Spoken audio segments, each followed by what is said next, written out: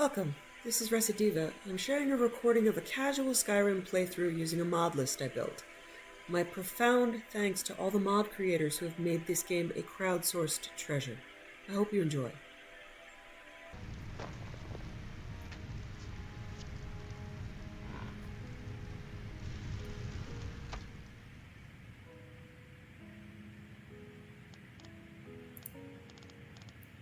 Cleansing of the Fane. Chronicles of the Holy Brothers of Maruk, Volume 4, or The Cleansing of the Fane. Editor's note: this is the only surviving fragment of the chronicle of this first-era sect of the Alessian Order. It seems to have been kept at their great monastic complex at Lake Camillus, which was razed during the War of Righteousness, i.e. 2321, and its archives destroyed or dispersed. Note also that Alessian scribes of this time customarily dated events from the Apotheosis of Alessia, 1E266. Here is recorded the events of the year 127 of the Blessed Alessia. In this year was the day darkened over all lands, and the sun was all as it were. And okay, I don't understand the sentence, I'll just read it without expression. And the sun was all as it were maser, but 3 days old,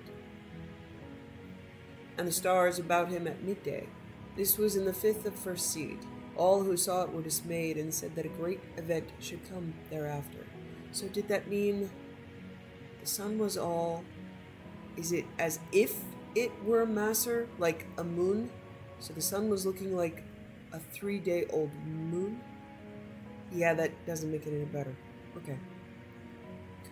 So it did, for that same year issued forth a great concourse of devils from the ancient elvish temple Malada, such as not been seen since the days of King Belarsa. These devils greatly afflicted the land, such as no man could plow or reap or seed, and the people appealed to the brothers of Maruf for succor. And then Abbot Cosmas gathered all the brothers and led them to Malada, also known as the High Fane in the elvish tongue, and came against it with holy fire. And the foul demons were destroyed, and many devilish relics and books found therein were burned, and the land had peace for many years. Okay, I'm gonna read King. It's out of order, but okay. Gentle reader, you will not understand a word of what follows unless you have read and committed to memory the first 3 volumes in this series: Beggar, Thief, and Warrior. I think we read Thief, but it's the progression of a person in their life from being a beggar to being a thief, being a warrior, and then being a king. It's really not hard to get, which leads up to this, the conclusion. I encourage you to seek them out at your favorite bookseller. We last left Eslaf Errol fleeing for his life, which was a common enough occurrence for him. He had stolen a lot of gold, and one particularly large gem from a rich man in Yalenheim named Suibud. So yeah, we read Beggar and Thief, I believe. The thief fled north, spending the gold wildly, as thieves generally do, for all sorts of illicit pleasures, which would no doubt disturb the gentleman or lady reading this, so I will not go into detail. The one thing he held on to was the gem. He didn't keep it because of any particular attachment, but because he did not know anyone rich enough to buy it from him, and so he found himself in the ironic situation of being penniless and having in his possession a gem worth millions. "Will you give me a room, some bread, and a flagon of beer in exchange for this?"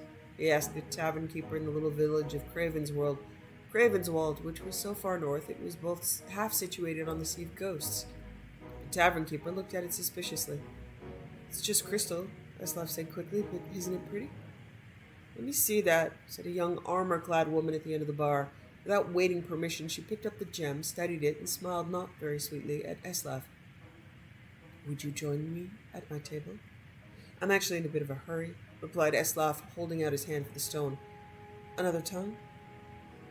"Out of respect for my friend the tavern keep here, my men and I leave our weapons behind when we come in here," the woman said casually, not handing the gem back, but picking up a broom that was sitting against the bar. "I can assure you, however, that I can use this quite effectively as a blunt instrument. Not a weapon, of course, but an instrument to stun, medicinally crush a bone or two, and then, once it's on the inside." "Which table?" asked Eslaf quickly. The young woman led him to a large table on the back of the tavern, where 10 of the biggest Nordbroods Eslaf had ever seen were sitting. They looked at him with polite disinterest, as if he were a strange insect worth briefly studying before crushing.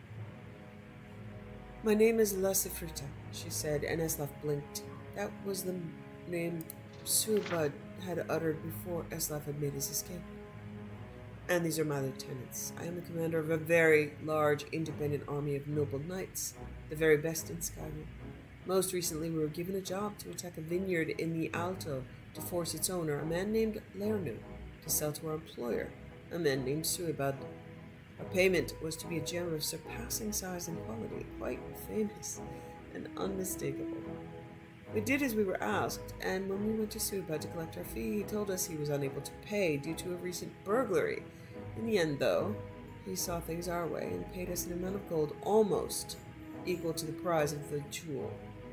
It did not empty out his treasury entirely, but it meant he was unable to buy the land at the Alto after all. So we were not paid enough. Suibud has taken a heavy financial blow, and Learner's prize crop of Jazzbay has been temporarily destroyed for naught." Lasifrita took a long, slow drink of her mead before continuing. "Now, I wonder, could you tell me, how came you in the possession of the gem we were promised?" Eslaf did not answer at once. Instead, he took a piece of bread from the plate of the savage-bearded barbarian on his left and ate it. "I'm sorry," he said, his mouth full. "May I? Of course, I couldn't stop you from taking the gem even if I wanted to, and as a matter of fact, I don't mind at all. It's also useless to deny how it came into my possession.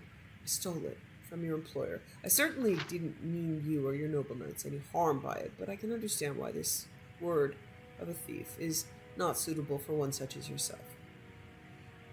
"No," replied Lasifrita, frowning, but her eyes showed amusement. "Not suitable at all. But before you kill me," Eslaf said, grabbing another piece of bread, "tell me, how suitable is it for noble knights such as yourself to be paid twice for one job? I have no honor myself, but I would have thought that since Suibud took a profit loss to pay you, and now you have the gem, your handsome profit is not entirely honorable." Lasifrita picked up the broom and looked at Eslaf. Then she laughed. "What is your name, thief?" "Eslaf," said the thief. "We will take the gem, as it was promised to us, but you are right. We should not be paid twice for the same job. So," said the warrior woman, putting down the broomstick, "you are our new employer. What would you have your own army do for you?" Many people could find quite a few uses for their own army, but Eslaf was not among them. He searched his brain, and finally it was decided that it was a debt to be paid later. For all her brutality, Lasifrita was... Yep, that's it. Lasifrita was a simple woman, raised, he learned, by the very army she commanded. Fighting and honor were the only two things she knew. Honor? This is not honor. This was burning crops and destroying stuff. That's mercenary work, folks. When Eslaf left Cravenswald, he had an army at his back. When Eslaf left Cravenswald, he had an army at his beck and call, but not a coin to his name. He knew he would have to steal something soon. So tell the army to get you something. As he wandered the woods scrounging for food, he was beset with a strange feeling of familiarity. These were the very woods he had been in as a child, also starving, also scrounging. When he came out on the road, he found that he had come back on the kingdom where he had been raised by the dear, stupid, shy maid Druspa. He was in Erlgoth. He had fallen even deeper into despair since his youth. Shops that had refused him food were boarded up, abandoned. The only people left were hollow, hopeless figures so ravaged by taxation, despotism, and barbaric raids that they were too weak to flee. Eslaf realized how lucky he was to have gotten out in his youth. There was, however, a castle and a king. Eslaf immediately made plans to raid the treasury. As usual, he watched the place carefully, taking note of the security and the habits of the guards. This took some time. In the end, he realized there was no security and no guards. He walked in the front door and down the empty corridors to the treasury. It was full of precisely nothing, except one man. He was Eslaf's age, but looked much older. There's nothing to steal, he said. Would that there was. Or really, would that there were. Was? Nothing to steal. Would that there were. Was. Oh, because it's nothing. It's was, I guess. There was nothing. Compared to... Okay, never mind. King Yomp, though prematurely aged, had the same white blonde hair and blue eyes like broken glass that Eslaf had. In fact, he resembled Suibud and Lasafrita as well, and though Eslaf had never met the ruined landlord of the Alto, Learner, he looked him too. I think there's supposed to be a like in there. He looked like him too. Not surprising, since they were quintuplets. So you have nothing? Asked Eslaf gently. Nothing except my poor kingdom. Curse it, the king grumbled. Before I came to the throne, it was powerful and rich, and I inherited none of that, only the title. For my entire life, I've had responsibility thrust on my shoulders and never had the means to handle it properly. I look over the desolation which is my birthright, and I hate it. If it were possible to steal a kingdom, I would not lift a finger to stop you. It was, as it turned out, quite possible to steal a kingdom. Eslaf became known as Yigna, a deception easily done given their physical similarities. The real Yigna, taking the name of Ilklenu, happily left his domain, becoming eventually a simple worker in the vineyards of the Alta. For the first time, free of responsibility, he fell into his new life with gusto, the years melting off him. The new Yigna called in his favor with Lasafrita, using her army to restore peace to the kingdom of Erlagard. Now that it was safe, business and commerce began to return to the land, and Eslaf reduced the tyrannical taxes to encourage it to grow. Upon hearing that, Suibud, ever nervous about losing his money, elected to return to the land of his birth. When he died years later, out of greed, he had refused to name someone an heir, so the kingdom received his entire fortune. Eslaf used part of the gold to buy the vineyards of the Alto, after hearing great things of it from Yunop.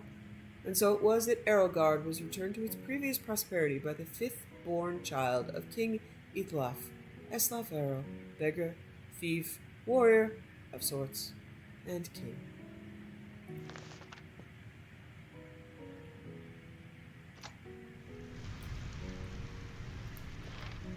Okay, I have fortunately managed the majority of my inventory issues. It did appear that having a million books in your inventory is also bad. As bad as having a million weapons. I didn't think it was too much, but now I have only the stuff I'm going to read, and for this trip out, probably enough for a couple of days, and quest items I can't remove.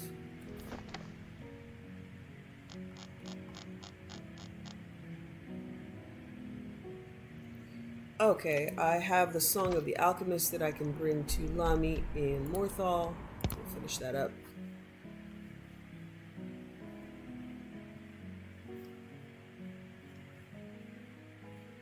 So that quest doesn't actually update if you have it in your inventory. So book quests, you have to manually look. It's not going to tell you. The only thing that it will do is keep you from removing the book from your inventory, which I tried to do. I'm not even sure I've read it, so let's do that before we give it away.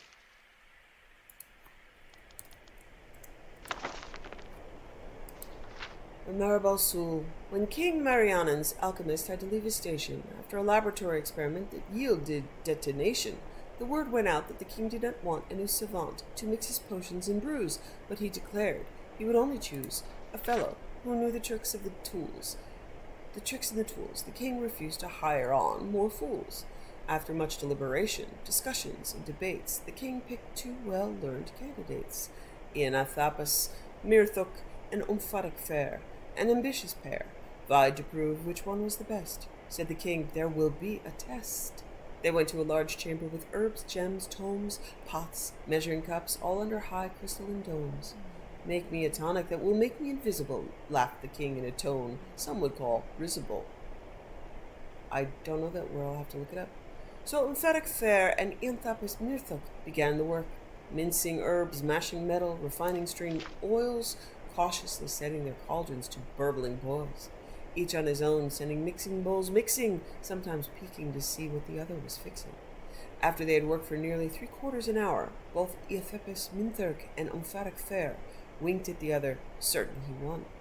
Said King Marianan, "Now you must taste the potions you've wrought. Take a spoon and sample it right from your pot." Minthurk vanished as his lips touched the brew, but Fair tasted his and remained apparent in view. "You think you mixed silver, blue diamonds, and yellow grass," the king laughed. "Look up, Fair, to the ceiling glass." The light falling makes the ingredients you choose quite different hues. "What do you get?" asked the floating voice, bold, "of a potion of red diamonds, blue grass, and gold." "By Dwemer God," said Fair, his face in a wince, "I've made a potion to fortify my own intelligence." I'm going to look up rinsable before I forget, and then hopefully I won't forget what rinsable means.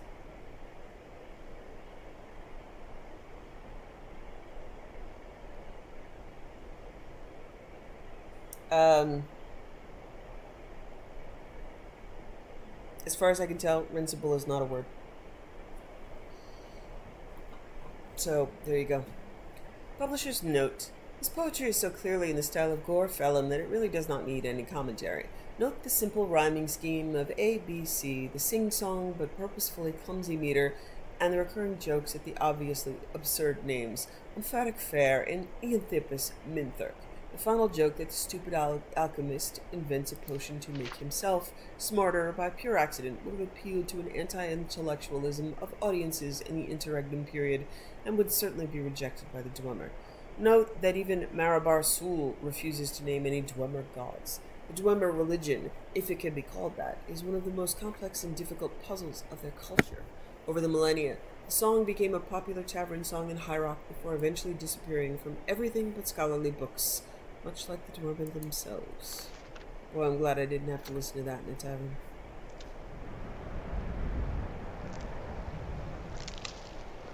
I hope you're finding the city in proper order. Yes, random god, yes I am. Thank God.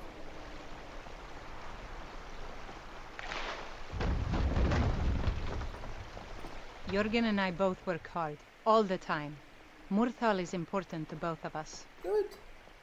I found that book you wanted. It's amazing how much you can learn from a book. Seriously? Here, let me show you some of the things the temple healers taught me about potions. You? Aye. Okay.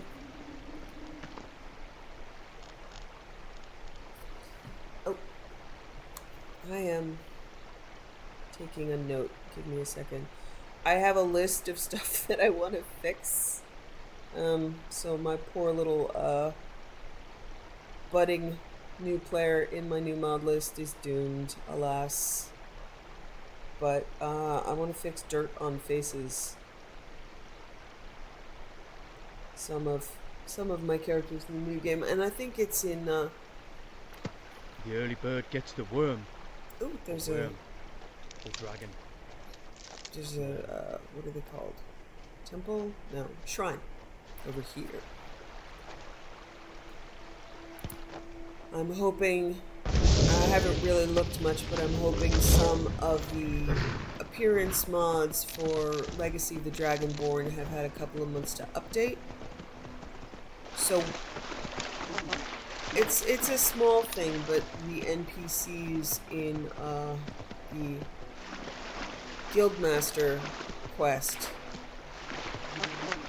for Live Another Life don't look all that great, and they're dirty.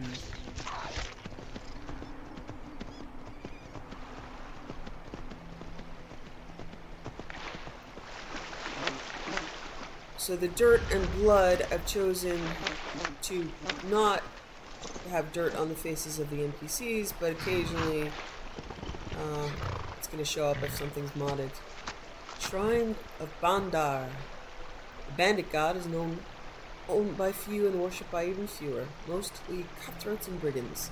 If you're a follower, it will improve your pickpocketing, but you'll get less favorable prices. Good God, why would I want that? 10 hits are to pick locks and pockets successfully. Khajiit and those skilled in archery are most deserving of my favor. Fuck that. bad prices. I suppose you could counteract that with a barter enchantment, but you could also just raise your pickpocketing skill. Okay. That's silly, people. Oh yeah, I was supposed to do research on the Blackwater Blade, and I didn't. Okay, we're gonna ignore that. We're waiting on the compass and patchwork for about a week. Soul Divided, Follow the Ghost is Creation Club in Lifton.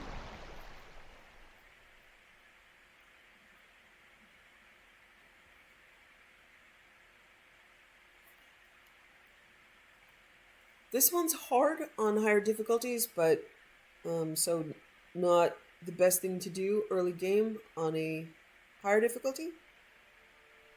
But otherwise, you can, pick it up and do it right your first time through as you're going through the rat I way. had another run-in And with why a they thief didn't here. call it the If your Skeever allegiance Way, lies to the Empire, there are some now that the Empire has arrived in Riften, we lost finally established opportunities. our important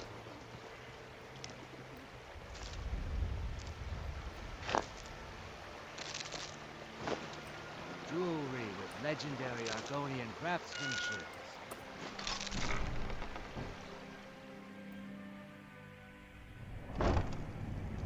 So yeah, they're just swarms and swarms of skeletons, and then if I recall correctly, the boss has several iterations of itself, and you have to kill him in all his different so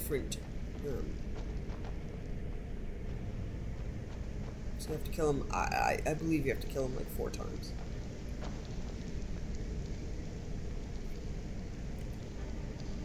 Huh. Why am I not taking the filter of health? Interesting. Alright. Stinks in here.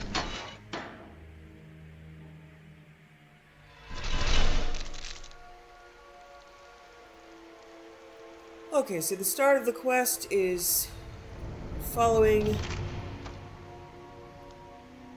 a ghost, and you will learn her story as you go through here. Guild Mage's last words. And you learn the story through the notes left around, so I'll do this as we go through. I'm done. My wounds are too deep, and so I have chosen to remain and lock this area. All I can do is pray that Salonis made it out and sealed this dreaded place shut forever. At least then my death will not be in vain.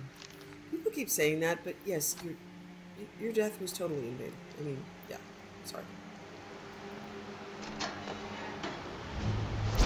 Okay, so the column is blue. That gives you the, the column is red, honey. Red. So that gives you the hint to go to the red section.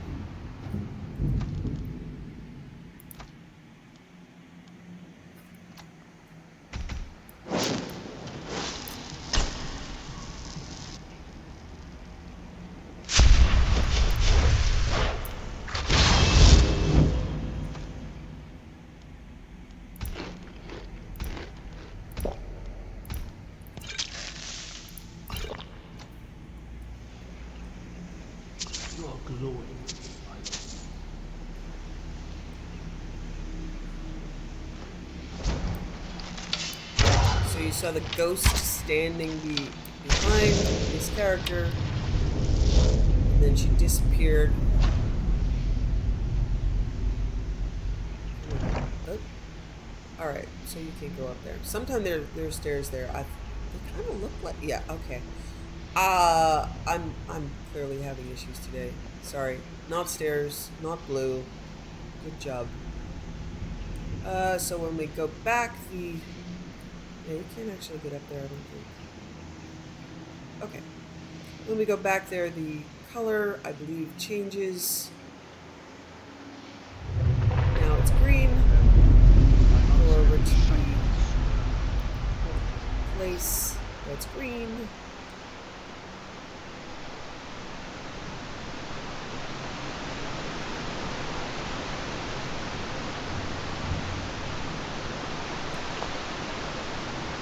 This this is one of the less buggy Creator Club content things. I've never had any issues with it.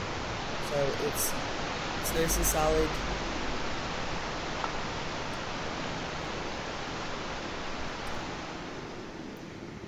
Okay, it's adept. I'll see if Alexi's key. Okay. Yep, good.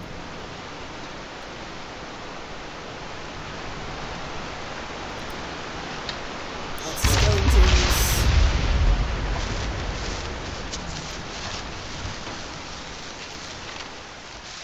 Guild Mage's Warning.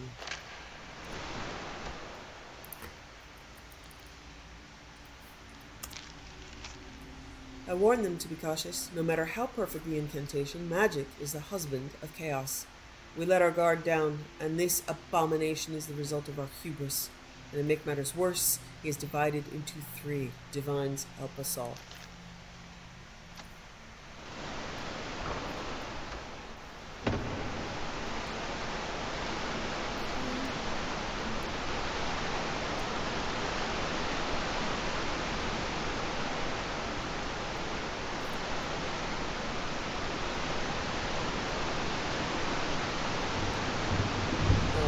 Not the ghost, that's just a little wibbly wobbly in the water. Yeah, Kaidan's gonna have some trouble here. Well, you came in there. If you go down, you get the hint note and kill a skelly. Otherwise, you can come up here, follow the ghost. There she is, looking at the next boss.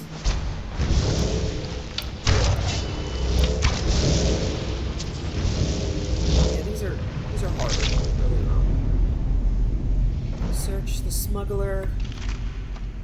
Torn smuggler's note.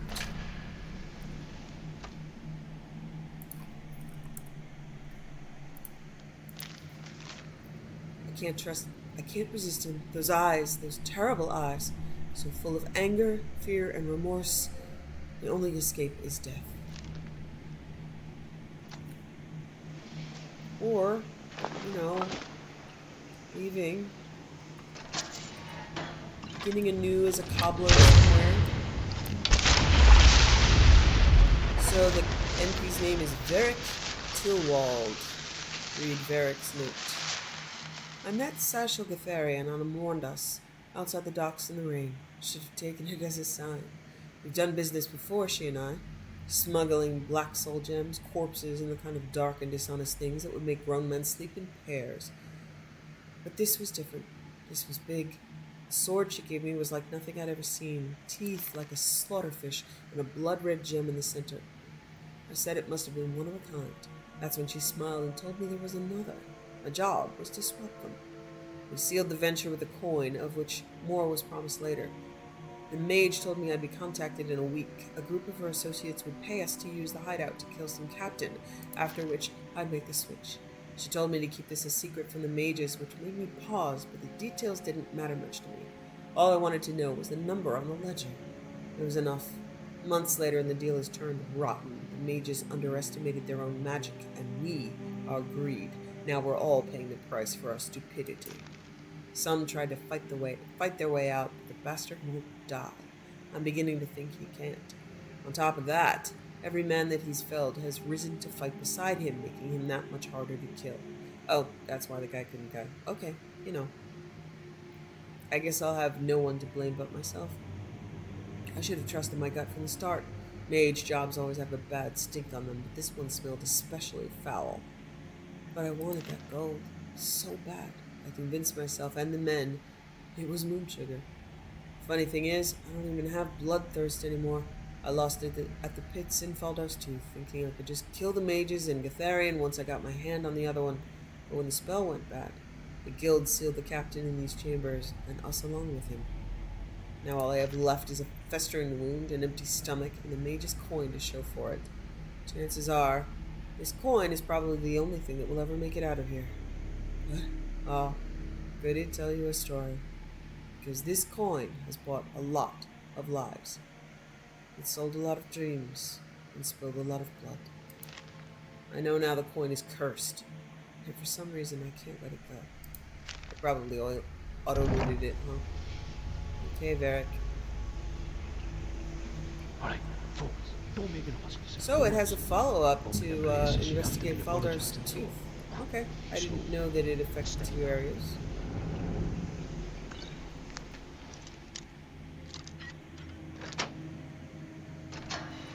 But I don't necessarily read all of the notes I'm not stealthy. or loot them. Guild mages scribble. Because I know the story. And now I know. Read it all.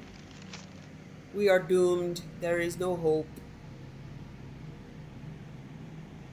That wasn't very respectful of a dead person, huh? We are doomed. There is no hope. But it's in caps, which, after spending years on the internet, I don't really treat caps with respect, do I?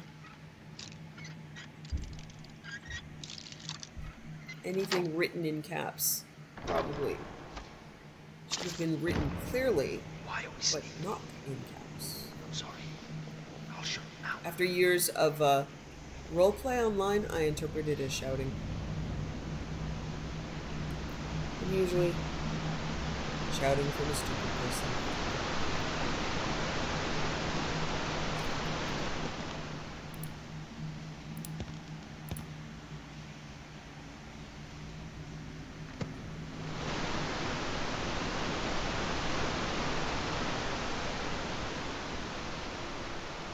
Okay, column color will change. You can really just go clockwise around this. When you get in, turn left, turn north. It's dark. But yeah, the quest markers will lead you also. Okay, this is the guy we gotta kill several times. All of these skellies will rise up. Search Guild Mage. Guild Mage's missive.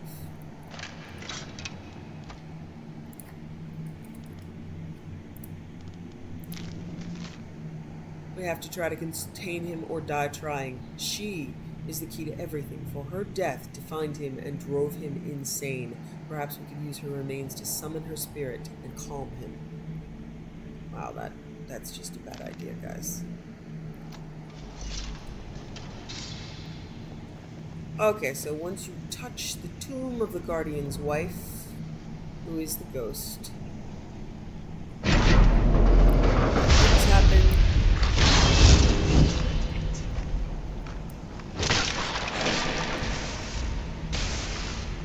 So the guild mages and the smugglers all got trapped in here.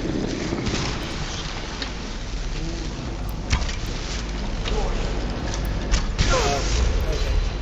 You have to kill all the skellies first.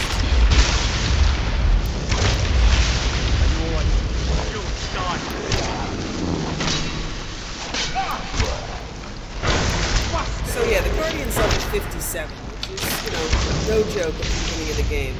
With all the ads, it's very possible to get overwhelmed, and then you have to kill the dude several times.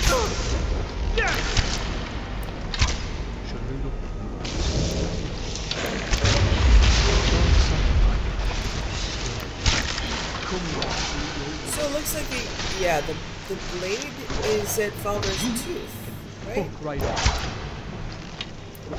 So yeah, I don't remember this quest actually having a huge reward. You get the sword. Okay, search Laurent Bouchard. Return to the sword chamber. Let me go in. I think I did. Let me go in here in case there's more quest notes.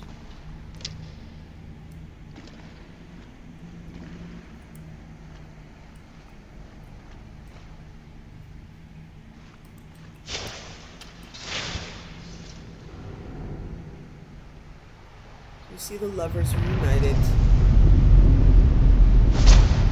Oh, they get to hug each other. Dawnfang.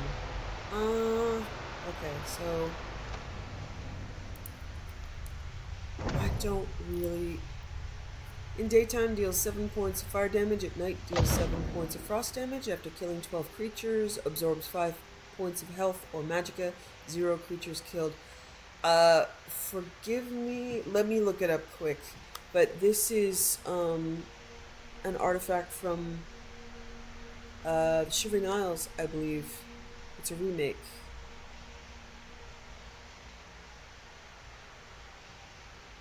Yes, okay, yes. The Shivering Isles is a transforming blade, the Dawn Fang and Dusk Fang.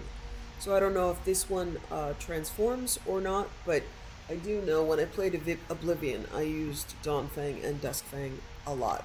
But it's been a while, I didn't want to give the wrong roar. Okay, that's good.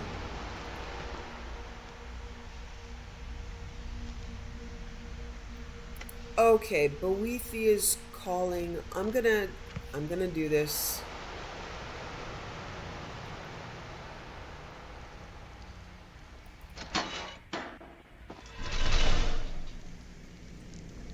My good characters tell Boethia to fuck off, but okay, I have to go the long way around, right? Yeah, because I already jumped down. Oh,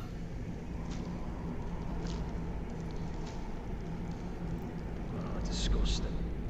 In Boethia's calling, you have to... Oh no, I'm just gonna go out from here, it'll be faster. You have to murder. And you have to murder someone who trusts you. So, the way that I can spin that to a relatively good act... No, I don't know about that. But do it without killing an innocent and enjoying it is I sacrifice Rayla Sidaris, the guy from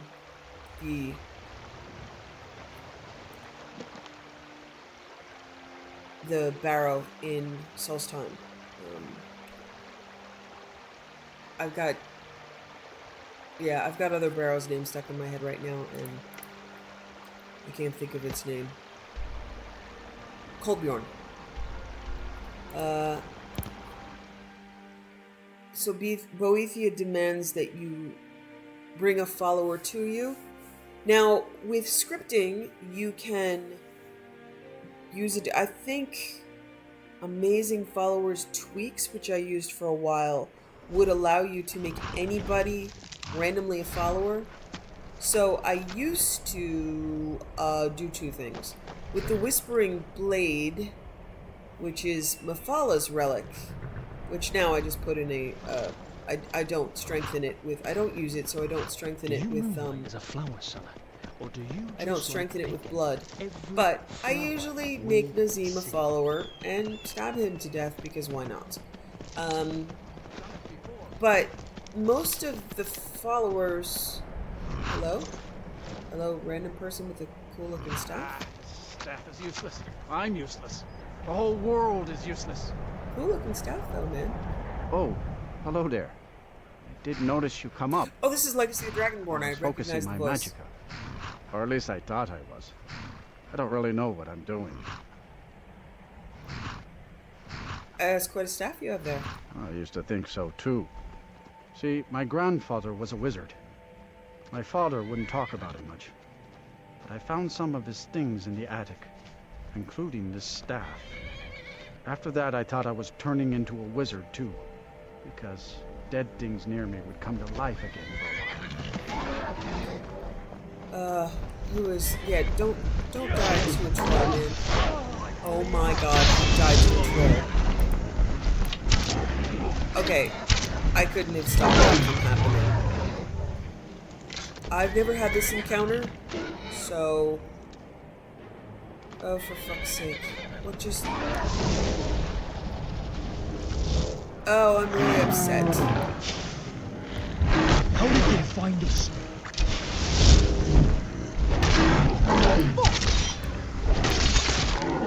She keeps moving like not in a fight. And I'm gonna have to start fighting with me fucking eyes closed so I don't Did I auto-loot it? Let's see if I have an unusual staff in my inventory. Staff of Reanimation. Reanimate a more powerful dead body to fight for you for 120 seconds. It looks cool. I am very sorry, aspiring mage.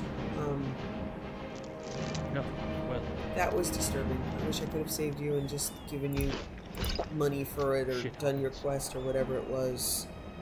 But they did not. You are not essential, apparently. And I'm sorry. So Relis Sidaris from Kolbjorn Barrow, if you spare his life, can become a follower. So he's the most deserving. Since I use Nether follower framework now, and I can't just randomly ask anybody I don't like to follow me, because it's the framework just it works better. We are Lord Boethiah's faithful. Have you come to test your mettle? No one crosses me! Boy, I wish I could say something different. Who is The Boethia? Lord of plots, deceiver of nations, devourer of Trinamak, the Queen of Shadows, goddess of destruction, he who destroys, and she who erases. Many are our Lord's lofty names, but they befit only us mortals. Intone her mighty names from now until the end of time. It is for enough. Names Cool armor. mean nothing to our Lord. She only cares for those who care for themselves, whose hearts are full of purpose, whose lives full of deed. Whose brains are full of oatmeal. My heart is full of purpose, and my life is full of deeds. If you desire a glimpse of our dark mistress, then this is what you must do. First, prove your tongue can wield a lie. Find someone, gain his trust, lead him to the shrine above. Next, instruct your thrall to touch the pillar of sacrifice. Its magic will ensnare him, rendering him helpless. Then, girded with certitude, plant the ceremonial blade deeply, so that the waters of his heart wash over you. Yeah. If your will is strong enough, it will stir Boethia in her dark mansion, and she will appear before us. I'll carve you into pieces! I'll do it. That remains to be seen. But if it is so, and if Boethia appears, then we will welcome you as one of us. If you wish So to I gain usually get this quest before I finish up Kolbjorn Barrow. So I can pretty much just bring Rayla straight here. Where is her altar? There is no actual... Where is the altar to... The physical altar of Boethia is where?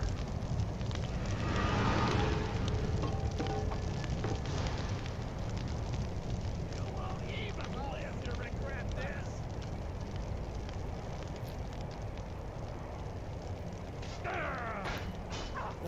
Okay. The actual shrine, I can't... The clickable shrine. I don't know.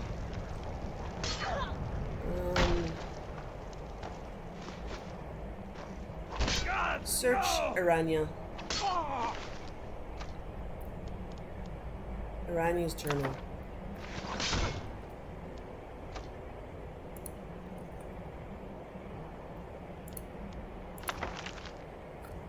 Two Suns Height. My name is Aranya, Imperial Historian. My research on ancient artifacts has led me across the sands of Elsewhere and the forests of Valenwood, and now it has led me to the inhospitable north of Skyrim. My quarry is that of Goldbrand, a golden katana said to have been forged by dragons, and embodies the power of the Daedric Prince Boethia. The blade has passed through many hands, most recently those of Emperor Titus Mede II. He was rumored to have possessed it during the Battle of the Red King. After the battle, Mede II, or one of his agents, had it returned to the tomb of the one said to have originally possessed the blade, Sivdur, an ancient Nord warrior who fought in defense of the dragons. And there, in Sivdur's respite, is where Goldbrand is said to reside. Mede II was said to have felt that he lacked the right to claim the blade, and that it should return to the one who... I believe it should be in whom it was first entrusted. No direct record of the location of Sivdur's respite exists in the Imperial archives. However, I discovered a strange missive on a mission involving precious cargo, and along with it, a map. As it turns out, this was the only record of the mission to return Goldbrand to Skyrim, and the map led to Sivdur's Respite. It lies in a cave in the mountains just north of Windhelm. Based on my findings there, I have other business to attend to now. It would seem I have some traveling yet to do.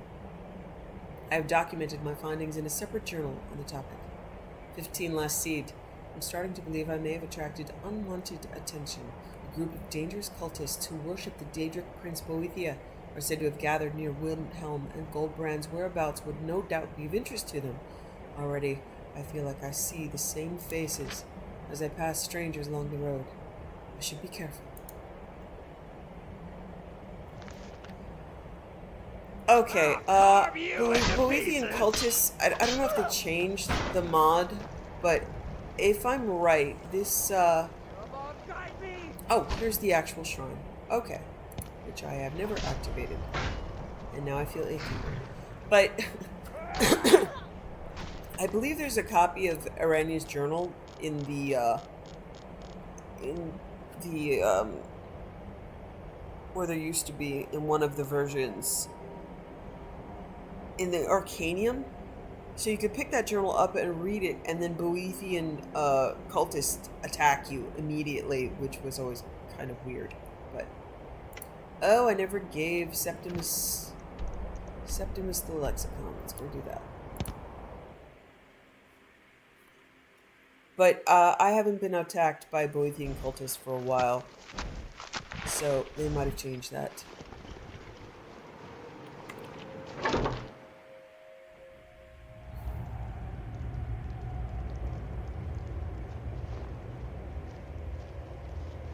Hey, Kitty. Come on up, sweetheart. Kitty in my lap, thinking about it, but I'm talking, so it might not happen. That human flesh you got start to stink. Hey, baby. Is it potions? Hello, sweetheart. Dinner? Come on. You're welcome. Ugh. Come on. It's okay. Hey, good guy. We pet him for a minute so he knows. Everything's cool. We're good. Okay. Let's talk to Septimus. Dig.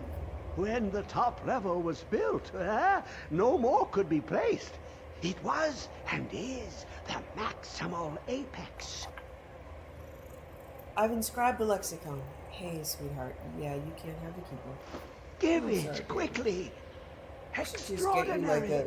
I see it a now. messed up old laptop for you The to play with. ceiling structure You could rip off all the interlocks keys. in the tiniest fractals.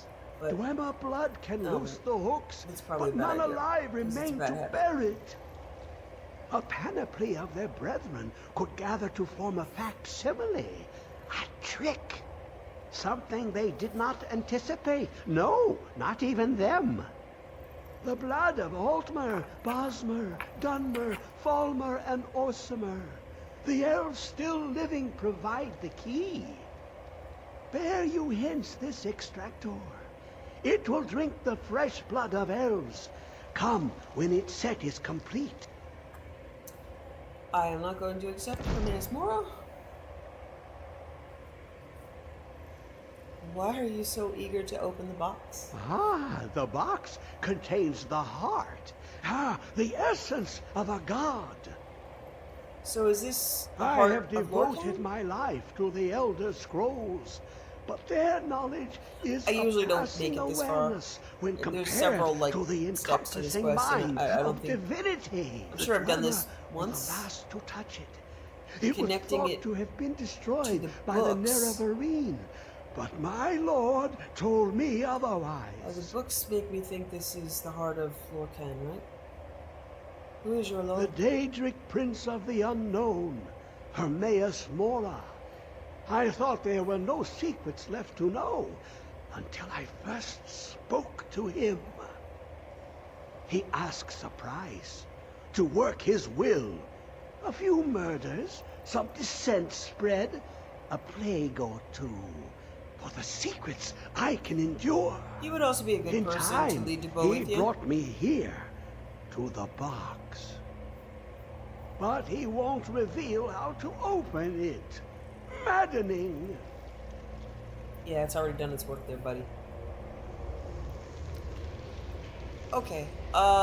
So yeah, I know What that the these quests fuck are. is that? Oh, it's so slow. Come closer. Bask in my presence. Who are you? I Like I don't know. am Hermes Mora. I've been watching you since you defeated Mirak. Yeah, so Your they should have changed progress is the who are most you to impressive. like, good evening. Good evening, Hermes Mora. What do you want of me? Your continuing aid to Septimus renders him increasingly obsolete. He has served me well, but his time is nearing its end.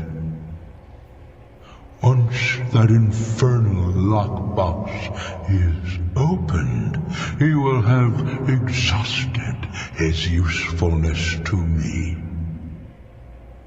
When that time comes, you shall take his place as my emissary. What say you? I'll never join you. Vile demon. I'd never say that either. Be warned, many have thought as you do. I have broken them all. You shall not evade me forever. Yeah, my style is much more like, maybe later. Maybe. But I could also say, look, you're gonna have to duke it out with Nocturnal at this point.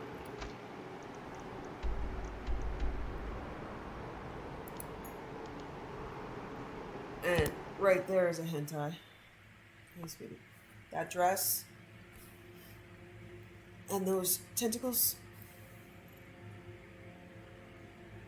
I'm sure someone's already put that to music.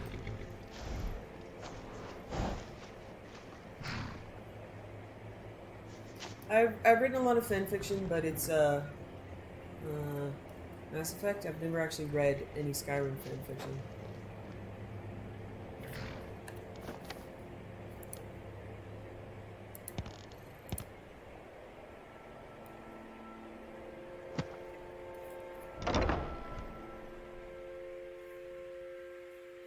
And that's to like fix the missing potential of Skyrim.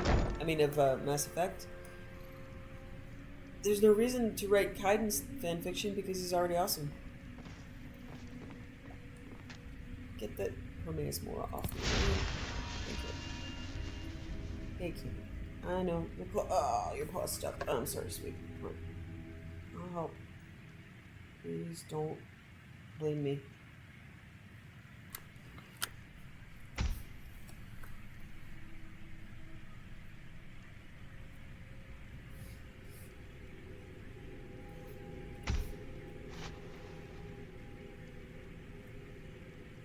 Oh, back's hurting a bit. Maybe he'll give me a massage later on.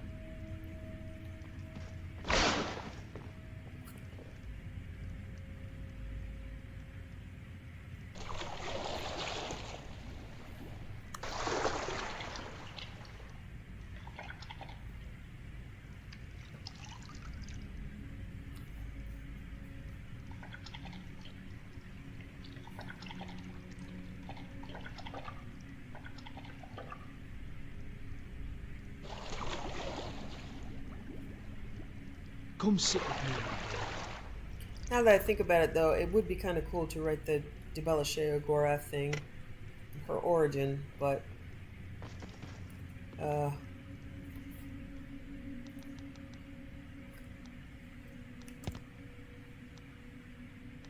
don't know.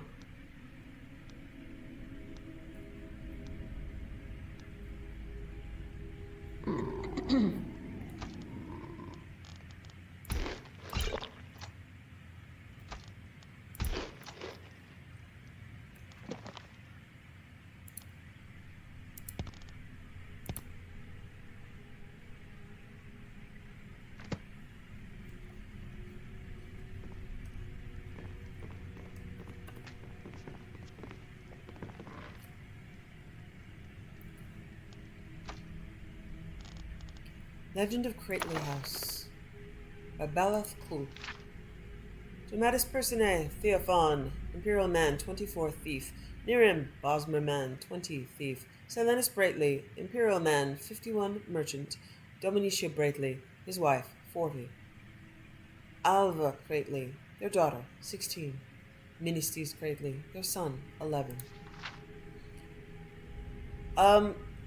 To try to turn this into a narrative, I end up, I don't like, so you see here that I'd have to say Alia off stage. That reading aloud, like, plays or screenplays is really unimmersive, so forgive me. Setting: the famous haunted Crately House in Shaden Hall, first and second floors, requiring a stage with the second story where most of the action takes place. The stage is dark. There's a creaking noise, footsteps on the stairs, the sound of a man breathing, but we still see nothing. Then a voice calls from above. Alia, off stage. Hello? Is someone down there? Ministers, off stage. Should I wake up Papa? Alia, off stage.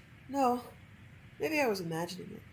A light from a lantern can be seen, coming from the upstairs, in the slim form of a beautiful young girl. Aelva descends the staircase of stage right, nervously. From the light of the lantern... Oh, and for those of you who don't know without theater experience, stage right is the right of the actors. So if you're in the audience, it would be happening on the left. From the light of the lantern, we can see we are looking at the second floor of a dusty old house with a set of stairs going up and another one going down on stage right. An unlit stone fireplace sits at the stage left. A table, a locked chest, and a wardrobe complete the furnishings. Now my brain is going, is that true or is it the audience? No, I think it's the actor's side. But, don't quote me, look it up, but it is the reverse for the actors and the audience, that I do know. And I believe since it's only for the direction of those that are on stage, it has to do with the right side and the left side of the stage if you're on the stage, looking out at the audience. Okay, it's been a while. Ministes off stage. Aelva, what are you doing? Aelva, I'm just making certain. Go back to bed, Ministes. As the girl passes the table, we see a Bosmer Nirim slide gracefully up from behind and around her field of sight, carefully avoiding the pool of light. She doesn't appear to see him as he creeps closer to her, his footsteps silent on the hard wooden floor. When he is almost on her, there's a sudden crash from down below. This causes the Bosmer to leap away, hiding behind the table. The girl does not seem to notice the sound, and Nirim, peeking out from behind the table, watches her. Ministes, off stage. Found anything? Aelva. No, probably just my imagination, but I'm going to check downstairs. Ministes, off stage. Is there a fire? I'm cold. Aelva looks toward the long dead fireplace, and so does Nirim. Aelva. Of course there is. Can't you hear it crackling? Ministes. I guess so. Aelva suddenly jumps as if she heard something, which we do not. She turns her attention down the stairs to the first floor. Aelva. Hello? Aelva, lantern ahead of her, begins the descent. She does not seem to notice as an Imperial Theophan, carrying a big bag of loot and a lantern of his own, calmly walks up right past her. Theophan. Excuse me, young lady. Just robbing you. Aelva continues her slow, nervous walk downstairs, which we can now see thanks to her flight. She looks around the low-ceilinged, thanks to her light. She looks around the low-ceilinged, thoroughly looted room as the action continues upstairs. Theophan's lantern provides the dim light for the second floor. Theophan. Why are you hiding, Nirim? I told you, they can't see you, and they can't hear you. Nirim sheepishly steps out from behind the table. Nirim. I can't believe they're all ghosts. They seem so alive. Theophan. That's what spooks them. Superstitions. But they ain't gonna hurt us. Just reliving the past, the way ghosts do. Nirim. The night there was murder. Theophan. Stop thinking about that or you'll get yourself all willy spooked. I got all kinds of stuff on the first floor. Silver candlesticks, silk, even some gold. What did you get? Nirim holds up his empty bag. Nirim. Sorry, Theophan. I was just about to start. Theophan. Get to work on that chest then. That's what you're here for. Nirim. Oh yeah. I got the talent, you got the ideas, and the equipment. You refilled that lantern before we came here, right? I can't work in the dark. Theophan, don't worry, Niram, I promise. No surprises. Niram jumps when a young boy, Menistes, appears on the stairs. The lad creeps down quietly and goes to the fire. He acts as if he's stoking a fire, feeding it wood, poking at the embers, though there is no wood, no poker, no fire. Theophan, we got all the time in the world, friend. No one comes near this house. If they seize our lantern light, they'll just assume it's the ghosts. Niram begins picking the lock on a chest of drawers, while Theophan opens a wardrobe and begins going through the contents, which are mostly rotten cloth. Niram is distracted, looking at the young boy. Hey, Theophan, how long ago did they die? About 5 years ago. Why are you asking? Just making conversation. As they talk, Aelva, downstairs, finally having searched the small room, acts as if she's locking the front door. Theophan, didn't I already tell you the story? Niram, no, you just said, hey, I know a place we can burgle where no one's at home except for the ghosts. I thought you were joking. No joking, partner. 5 years ago, the Crateleys lived here. Nice people. You've seen the daughter Alva and the boy Menistes. The parents were Silenus and Dominica, if I remember rightly. Niram successfully unlocks the chest and begins rummaging through it. When he does so, Menistes gets up from the fire, apparently warmed up, and stands at the top of the stairs down. Menistes, hey! The boy's voice causes Niram, Theophan, and Aelva to all jump. Aelva, why aren't you in bed? I'm just going to check the cellar. I'll wait for you. Niram, so what happened? Theophan, oh. It says, oh, they was ripped to piece. So I don't know if they was ripped to pieces, halfway eaten. No one ever knew what or who did it, neither. Though there was rumors. Alva opened the door to the cellar and Alva opens the door to the cellar and goes in. The light disappears from the first floor. Menistes patiently waits at the top of the stairs, humming a little song to himself. Niram, what kind of rumors? Theophan, having exhausted the possibilities of the wardrobe, helps Niram sort through the gold in the chest. Theophan, pretty good haul, eh? Oh, the rumors. Well, they says old lady Dominica was a witch before she married Silenus. Gave it all up for him to be a good wife and mother, but the witches didn't take too kindly to it. Found her, and sent some kind of creature here late at night, something horrible, right out of a nightmare. Menistes. Aelva? Aelva, what's taking you so long? Niram. Ye gods, are we going to watch them get killed right in front of us? Menistes. Aelva! Silenus, off stage. What's happening down there? Stop playing around, boy, and go to sleep. Menistes. Papa! Menistes, frightened, runs to the stairs up. Along the way, he bumps into Niram, who falls down. The boy does not seem to notice, but continues up to the dark third floor sleeping porch, off stage. Sleeping porch? Theophan, are you all right? Niram jumps to his feet, white-faced. Niram, never mind that. He touched me. How can a ghost touch me? Theophan, well, of course they can. Some, anyhow. You heard of ancestor spirits guarding tombs and the ghost of the king they had in Daggerfall. If they don't touch you, what good are they? Which is why are you so surprised? You thought he'd move right through you, I figure. Well, yes! Silenus, the man of the house, comes down the stairs cautiously. Dominica, off stage. Don't leave us alone, Silenus. We're coming with you. Silenus. Wait, it's dark. Let me get some light. Silenus goes to the cold fireplace, sticks his hand forward, and suddenly in his arm is a lit, burning torch. Niram scrambles back, horrified. Niram. I felt that. I felt the heat of the fire. Silenus. Come on down. It's all right. Menistes leads his mother, Dominica, down the stairs where they join Silenus. Theophan. I don't know why you're so scared. Yeah, I can't tell if this is supposed to be slang or, misspellings. I don't know why you're so scared, Niram. I must say I'm disappointed. I didn't figure you for a superstitionalist. So, yeah, it's hard to know. But I'm not doing the accent. because I don't want to offend anybody. Theophan goes for the stairs upstairs. Near him. What do you do? Where are you going? Theophan. One more floor to search. Near him. Can't we just go? Near him watches as the family of three, following Silenus and his torch, walk down toward the first floor. Silenus. Elva? Say something, Elva. Theophan. There. You see? If you don't like ghosts, third floor is the place to be. All four of them are downstairs now. Theophan goes upstairs, offstage, but Niram stands at the top of the stairs looking down at the family. The three look around the first floor as Elva did, fondly, turning toward the cellar door. Niram. All four? Silenus opens the cellar door. Silenus. Elva? What are you doing down in the cellar, girl? Dominica. You see her? Niram. All four, Theophan? Silenus. I think so. I see someone. Hello? Niram. What if there's 5 ghosts, Theophan? Silenus thrusts his torch in through the cellar door, and it is suddenly extinguished. The first floor falls into darkness. Menistes, Dominica, and Silenus scream, but we cannot see what is happening to them.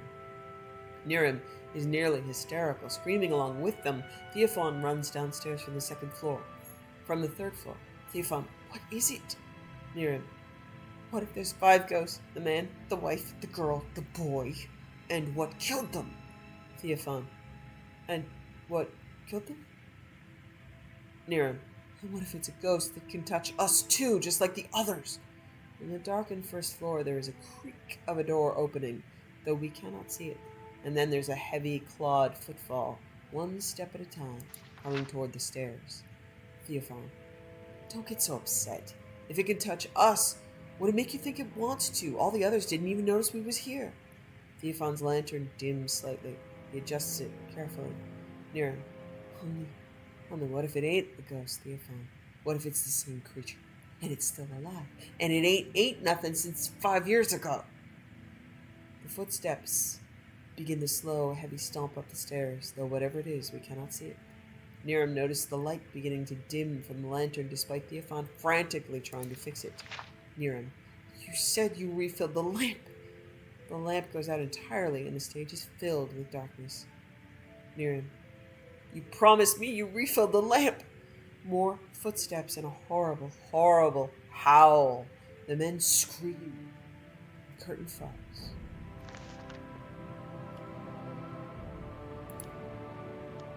Light Armor Forging by Revis Servan. There are 2 classes of light armor, metallic and non-metallic. Elven and glass are metallic light armor. You may be surprised to think that glass can be thought of as metallic, but appearances are deceiving. What we call glass is nothing like the window panes you see in houses. The greenish material is far stronger and has a much higher melting point. Non-metallic armors are hide, studded, leather, and scaled. For these armor types, the forger is as much tailor as blacksmith. All use larger pieces of leather, stitched together with leather strips. Studded armor also needs iron ingots, from which you will make the studs and metal rings that make it more effective than simple hide. Scaled armor uses steel instead of iron, but the steel is infused with corundum to make the metal inserts stronger. For centuries, the secret of making elven armor was a closely guarded secret on Somerset Isle. Then the betrayal of Ulval Lauren brought it to the rest of Tamriel. Ulval was a dark elf slave, working the bellows for Nulian, master smith of the Isle, from the 5th through the 7th century of the Second Era. When Ulval escaped, he could think of no greater punishment to mete out to his cruel master than to reveal all the secrets to the world. Thus we came to know that moonstone is the key ingredient in elven armor, and that salt water must be used to quench the hot metal. For gilded elven armor, you must also melt in quicksilver. It melts at a much lower heat than moonstone, making it tricky to work the 2 metals together. The trickiest of all is glass. Hammer blows struck across the grain run the risk of shattering the armor. Its principal ingredient is malachite, although it also requires moonstone to give it the right strength. Thanks for watching. Wishing you found family, creative hobbies, a hot bath after a long day, and food you love as much as Saleya loves apple pies.